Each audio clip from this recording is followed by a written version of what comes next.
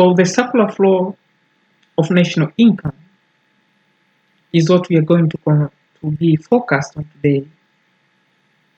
So the circular flow of national income is concerned with what? The circular flow of national income is a fundamental economic concept that illustrates the flow of goods and services and money within an economy. So the circular flow model represents the continuous movement of money between households and firms. So we tend to look at the interaction between the economic agents, the household, the firms, and the government in the economy. So we tend to analyze on how goods and services and money within an economy circulate.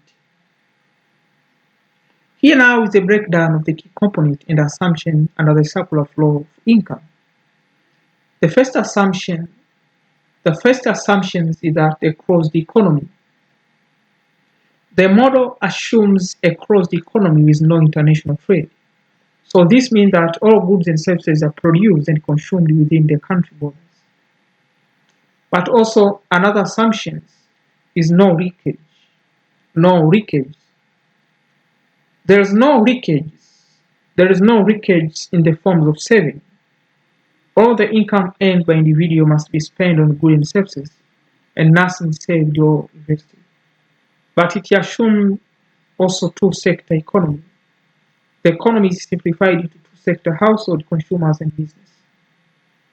Although as we go extending, looking on more complex circular flow of national income, we tend to look on other institutions get involved, apart from the two-sector economy, but also other economies. Ownership of factors is another assumption. Households hold the factors of production, such as labor, capital, and land, and they provide these to the firms for production. But also the factor payments. Households supply factors of production to firms, and they receive payments in the forms of wages, rent, or salaries. But also another assumption is that spending equals income. Household spends all their income on goods and services produced by the firms. Therefore, the expenditure made by households is equal to the income earned by the firms.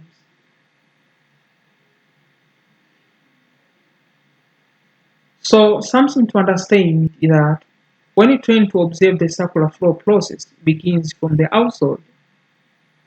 Households normally provide factors of production to the firms. This includes their labor power to the firms. And actually, the firms utilize their power for more production of different output. So when households supply their labor or their power to the firms, they receive the payments that are in forms of wage or rent. So when household receives the wage or rent, they spend that income or the wage. They spend their entire income again on consumption of those goods and services produced by those firms. So you see it's like a circular movement between the household and firms. There is an interplay in circular movement between the circulation of money, what is actually generated between the household and the firms. You'll observe to see the household provide labor to the firms, and firms provide goods and services that are produced again and be sold again to the households. But also, let's talk about the firms. Actually, the firms, when receive the input factor productions from the household, firms use the factor of production to produce goods and services. The factor of production may be labor, capital. So actually, when they receive maybe the input factor, when they receive out labor, they utilize labor for production. If they receive capital, the same applies. So firms use the factors of production to produce goods and services which are then sold to the households. So the revenue received by the firms from selling these goods and services is equal to the expenditure made by households. This is because they depend on each other. When firms supplies goods and services, but also supply input factor to the firms.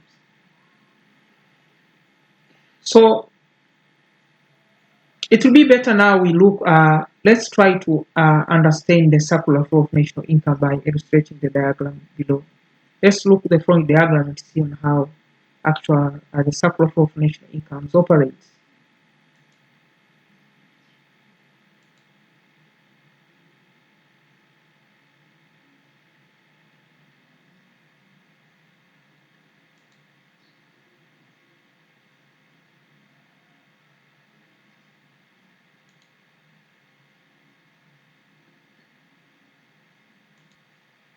So let's try to look at the following diagram showing the circular flow of national income. So actual, as you can observe now, when you try to observe the following circular flow of national income, you observe that the firms, the household provides the input factor to the firms, and the firm utilize the factors of production for productions of goods and services.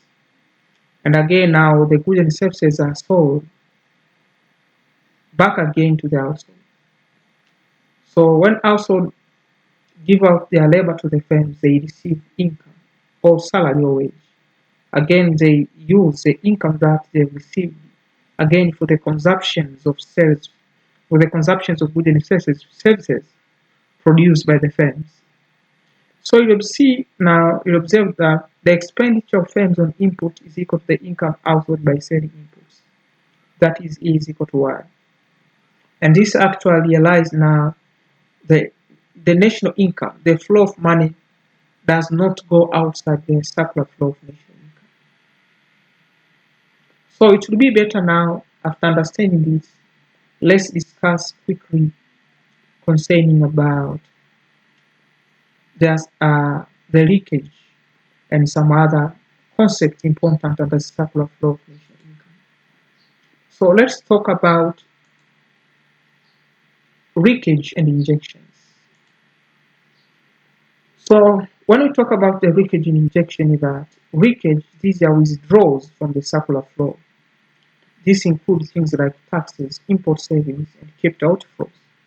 So leakage reduces the total income in the economy. So this means that those things like tax or import savings or capital outflows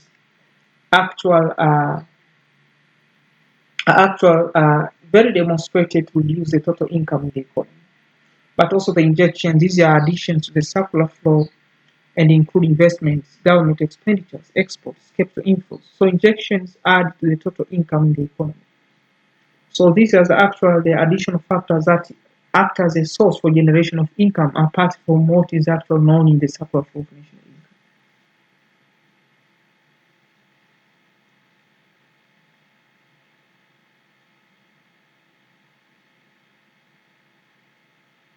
So that's marked the end. Welcome to DC Economics.